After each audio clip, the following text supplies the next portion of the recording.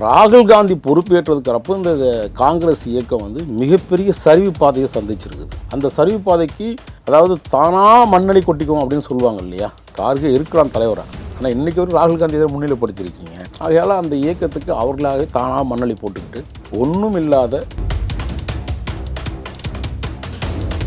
ஏற்கனவே என்ன வாக்குறுதி கொடுத்தாலும் அந்த வாக்குறுதிகளை காப்பாற்றாத இயக்கமாக இந்த திராவிட இயக்கத்தை பார்த்துட்டா மக்கள். மறுபடியும் இவரோட புதுசாக சொல்ல போகிறாரு. நீங்கள் 2 கம்யூனிஸ்டுகள் இயக்கம் இருக்கு இல்லையா, என்ன காரியத்தை பண்ணாலும் வந்து அங்கே தான் நிற்பாத்தீங்க கூட. காரணம் என்னன்னு பார்த்தீங்கன்னா, இன்றைக்கி போக்குவரத்து தொழிலாளர்களுடைய பிரச்சனை, அந்த தொழிலாளர் பிரச்சனையில் என்ன இவங்களால் வந்து என்ன பெருசாக வந்து சாதிக்க முடியுது. அதிமுக இருந்துச்சு, எதிர்கட்சியாக இருந்த திமுக என்ன பண்ணாங்கன்னா, நாங்கள் வந்து வந்த ஆட்சி நாங்கள் எல்லா பிரச்சனையும் தீர்த்துருவோம். எப்படி நீங்கள் 525 வாக்குறுதி இல்லையா, அதுவும் ஒரு வாக்குறுதியாக இருந்து சொல்லப்பட்டதோ அந்த சீட்டிங்கை தான் மறுபடியும் இவங்க வந்ததுக்கப்புறம் திரும்பி மறந்துட்டாங்க மக்கள். அதுக்கு பிறகு பார்த்தீங்கன்னா இன்றைக்கி மறுமலர்ச்சி திராவிட முன்னேற்றம், அது ஒரு பாவம், அது மண்ணில் புதைந்த ஒரு இயக்கம். இருந்தாலும் கூட இப்படி கூட்டணி கட்சிகள் வந்து எதையுமே மௌனம் காத்து தான் இருக்கணும். ஏன்னு கேட்டால் அவங்க தேவை வந்து 1 சீட்டோ 2 சீட்டோ போட்டு நாய்க்கு எப்படி நம்ம வந்து ஏதாவது பிஸ்கெட்டை போடுமோ அந்த மாதிரி கவிட்டு போடக்கூடிய கட்சியாக தான் இன்றைக்கி இருக்குது கூட்டணி கட்சிகள் இருக்க தவிர. ஏன்னா அதிகப்படியான மக்கள்கிட்ட வந்து கொள்ளடிச்சு குவிச்சு வச்சு கொள்ளடிச்சு திராவிட இயக்கம் கொண்டு வந்ததில்லை, இந்த திராவிட மாடல் இயக்கம். அதனால் அந்த பணத்தை வச்சு இவங்க சரி கட்டிடுவாங்க நம்பிக்கை.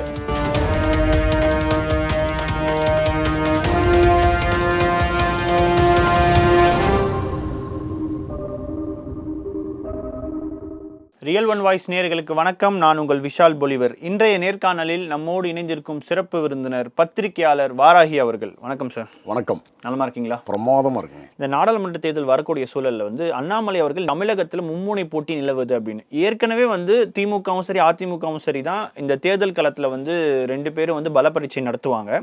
2014 வந்து பிஜேபி வந்து ஒரு 19% ஓட்டுகள் வந்து வாங்கினாங்க.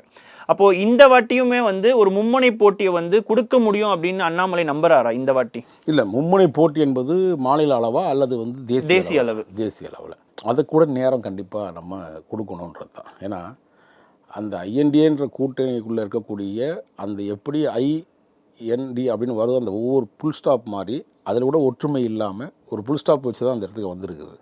ஸோ அந்த புல் ஸ்டாப்பே இன்னும் ஒன்றா பிடுங்கிட்டே வருது. ஒரு நிதிஷ்குமார் வந்தார், இப்போ இன்னொரு இயக்கம் உள்ளே வெளியே வந்துருச்சு.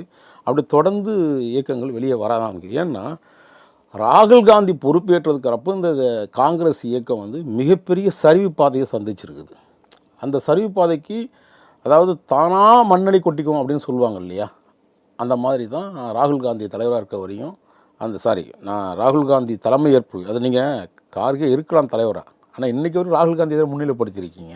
ஆகையால் அந்த இயக்கத்துக்கு அவர்களாகவே தானாக மண்ணடி போட்டுக்கிட்டு ஒன்றும் இல்லாத ஒரு குப்பை மேடாக இருந்த ஒரு இடத்த இன்றைக்கி சரிவு மண்ணில் வந்து புதைச்சி தான் வச்சுருக்காங்கன்றது நான் என்னுடைய கருத்து. ஆனால் இப்போது தமிழ்நாட்டை பொறுத்த வரைக்கும் பார்த்தீங்கன்னா நாடாளுமன்ற தேர்தல் வந்தால் கூட வந்து யார் தேசிய கட்சிகளோட கூட்டணி வச்சுருக்காங்களோ அவங்களுக்கு மக்கள் அதிகமாக ஆதரவு தெரிவிப்பாங்கன்னும் போது, இப்போ அதிமுக ஒரு பக்கம் தனியாக, பாஜக வந்து ஒரு பக்கம் தனியாக இருக்கும் பொழுது, அப்போ வந்து பாஜகவால் தமிழ்நாட்டில் ஒரு 3வது சக்தியாக வந்து சொல்கிற அளவுக்கான வாக்குகள் கிடைக்கும்னு நீங்கள் நினைக்கிறீங்களா? நீங்கள் 3வது சக்தி என்று தமிழ்நாட்டை பொறுத்தவரையும் 4 முனை போட்டியாக தான் நான் கருதுவேன் இந்த நாடாளுமன்ற தேர்தல். நிச்சயமாக தமிழ்நாட்டு நாங்கள், ஏன்னா நீங்கள் நாம் தமிழ் இயக்கத்தை நீங்கள் வந்து புறக்கணிக்கவே முடியாது மக்கள் மத்தியிலிருந்து. ஏன்னா மக்கள்கிட்ட அந்த அளவுக்கு ஒரு தாக்கத்தை உருவாக்கியிருக்கு. இந்த மழையினால் ஏற்பட்ட விஷயம் ஆளுங்கட்சி கூட செய்யாது, எதிர்கட்சிகள் செய்யாத விஷயங்களை இவர் வந்து நான் தமிழருடைய கட்சியினுடைய தலைவர் சீமான் அவர்கள் வந்து களத்தில் இறங்கி பல்வேறு விதமான நல உதவிகளை செஞ்சுருக்கிறார். இப்போ அங்கேயே வந்து இவருடைய மக்கள்கிட்ட வந்து ஒரு ஈர்ப்பை ஏற்படுத்தியிருக்கு. அது மட்டுமல்ல, ஒரு மாற்றம் தேவைன்னு நினைக்கிறான் இல்லையா. அதான் நான் எப்பவுமே சொல்கிற விஷயந்தான். தமிழ்நாட்டை ஒரு காலத்தில் தமிழ் தேசியமும் அண்ணாமலை அவர்கள் சொல்கிறது மாதிரி இந்திய தேசிய ஆன்மீக தேசியம் தான் இன்றைக்கி வந்து ஒரு முடிவு எடுப்பார்கள் ஒரு காலகட்டத்தில். இந்த திராவிட இயக்கத்தை புறக்கணித்து வருவாங்கன்றது இப்போ இல்லைனாலும் இன்னொரு 5 ஆண்டு காலமானாலும் 10 ஆண்டு காலமானாலும் இன்றைக்கி இந்த 2 இயக்கங்கள் தான் ஒரு மாற்றத்தை கொடுக்கும் அப்படின்னு தான் நான் நினைக்கிறேன். அப்போ வந்து அண்ணாமலை அவர்கள் வந்து சொன்ன மாதிரி வந்து ஒரு மெகா கூட்டணி அமைப்பு, உதாரணத்துக்கு தேமுதிகவும் சரி பாமகவும் சரி, இப்போ இவர்களை வைத்து இப்போ 2014 பெற்ற மாதிரியான ஒரு ரிமார்க்கபிளான ஒரு வோட் பர்சன்டேஜ் இன்க்ரீஸ் ஆகிறதுக்கான வாய்ப்புகள் இருக்கு இல்லையா? நிறையவே இருக்குது. அதுக்கான ஃபியூச்சர் வந்து நீங்கள் பார்க்க தானே போகிறீங்க. நீங்கள் அடுத்த ஒரு விஷயம் இருக்குது, சரி, இதையெல்லாம் தாண்டி இவங்க 2 பேரும் தாண்டி இப்போ புதுசாக வந்து விஜய் ஒரு களத்திற்கு வரப்போகிறாரு. அதனால் என்ன மாற்றம் வரும்ன்றது தெரியாது. என்ன மாற்றம் வரும் அப்படின்னு பார்த்தீங்கன்னா, நடிகர்களுடைய ரசிகர்கள் தான் இன்றைக்கி வந்து பொதுமக்களாக பார்த்தீங்கன்னா, பொதுமக்கள் யாரும் ஓட்டு போடுவானா அப்படின்றது என்ன நீங்கள் சொல்ல போகிற. ஏற்கனவே என்ன வாக்குறுதி கொடுத்தாலும் அந்த வாக்குறுதிகளை காப்பாற்றாத இயக்கமாக இந்த திராவிட இயக்கத்தை பார்த்துட்டான் மக்கள். மறுபடியும் இவரிடம் புதுசாக சொல்ல போகிறாரு. அதுதான் நான் பல இடங்களில் சொல்லுவேன்.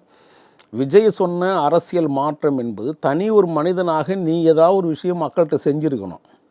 இப்போ நீங்கள் இலவச மருத்துவமனை, இலவச பள்ளிக்கூடங்கள், இலவச கல்லூரிகள், பொறியியல் கல்லூரிகள், இலவச மருத்துவக் கல்லூரிகள் அப்படின்னு ஏன்னா உங்கள்கிட்ட பல ஆயிரம் கோடி ரூபா நீ சொந்த காசில் நெத்தி வேர்வை நிலத்தில் சிந்தி சம்பாரித்த காசாக தான் இருக்குது. ஆனால் அந்த மாற்றம் மக்கள்கிட்ட வரணும்னா நம்ம வந்து ஒரு இயக்கத்தை புதுசாக அரசியல் மாற்றணும் அப்படின்னா இந்த மாதிரியான சம்பவங்களை நீங்கள் செஞ்சுருக்கலாம். சினிமாவில் 1000 விஷயங்கள் நீங்கள் வந்து காணொலியில் காட்டும் போது நிஜத்தில் ஒரு விஷயம் செஞ்சான்னா ஏன் இதை வந்து ஏன்னா அவருக்கு என்ன இப்போ தேவை அரசியல் மாற்றம்ன்றது அவருக்கு என்ன தேவை, அவருக்கு என்ன அவ்வளோ நெருக்கடி என்ன, மக்கள்கிட்ட திடீர்னு என்ன அவ்வளோ புரட்சி ஏற்படும்போது மக்கள்கிட்ட புரட்சியெல்லாம் ஒன்றுமே இல்லைங்க. இப்போ எல்லாமே என்னென்னா சகிப்புத்தன்மையோடு வாழ கற்றுக்கிட்டான் மனுஷன்.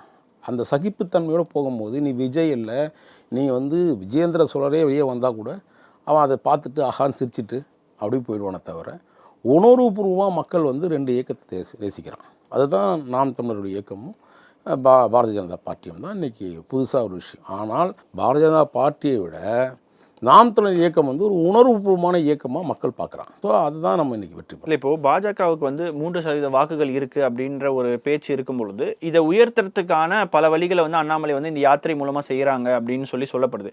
இப்போது சமீபத்தில் வந்து பாஜகவில் வந்து முன்னாள் எம்எல்ஏக்கள், எம்பிக்கள், திமுக எம்பிக்கள் உட்பட வந்து பல பேர் இணைஞ்சதாக வந்து சொல்லியிருந்தாங்க.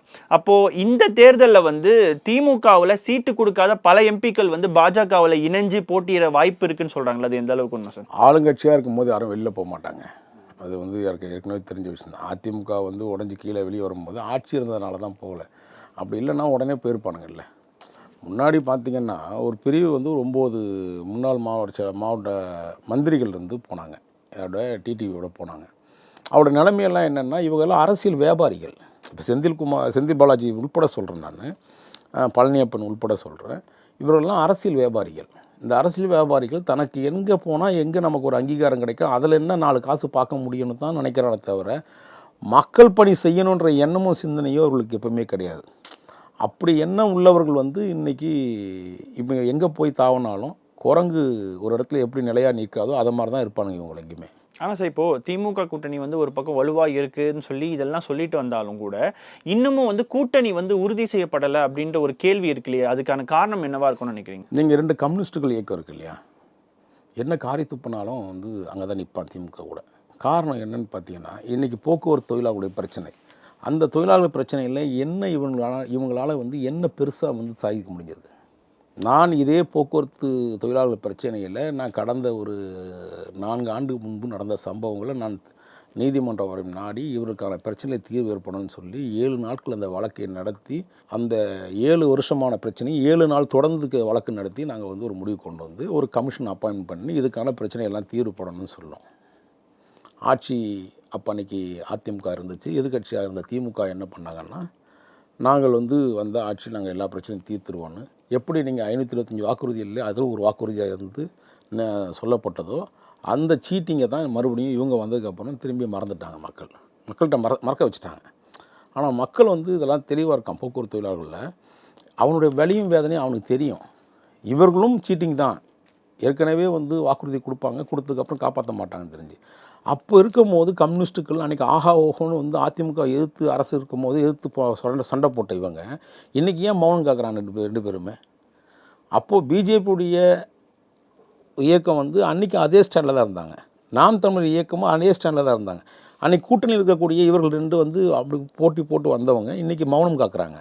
அடுத்தது விடுதலை சிறுத்தைகள், அவரும் வந்து அவருடைய தொழிற்சங்கமாக உள்ளே இருக்குது. ஆனால் இன்றைக்கி ஏன் மௌனம் காக்குறாங்க? அதுக்கு பிறகு பார்த்திங்கன்னா இன்றைக்கி மறுமலர்ச்சி திராவிட முன்னேற்ற கழகம், அது ஒரு பாவம், அது மண்ணில் புதைந்த ஒரு இயக்கம்.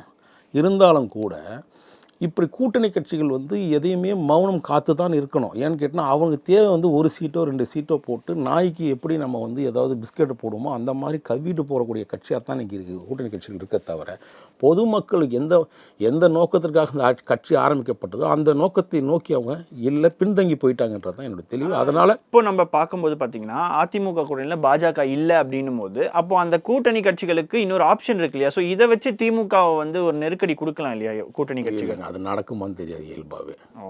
இயல்பாகவே அது நடக்காது. ஏன்னா அந்த ஓட் பேங்க்கே சரிஞ்சு போச்சு, அதிமுக ஓட் பேங்கே சரிஞ்சு போச்சுன்னு தான் சொல்கிறேன். அதுக்கு தான் சொல்கிறேன் அங்கேருந்து வந்த இப்போ டிடிவி அவர்களும் சரி அடுத்து வந்து சசிகலா அம்மையார் அவர்களும் சரி ஓபிஎஸ் அவர்களும் இன்றைக்கி பிஜேபி பக்கம் போகிறதுக்கான அத்தனை தளங்களும் போட்டு வச்சுட்டாங்க, அடித்தளங்கள் போட்டு வச்சுட்டாங்க.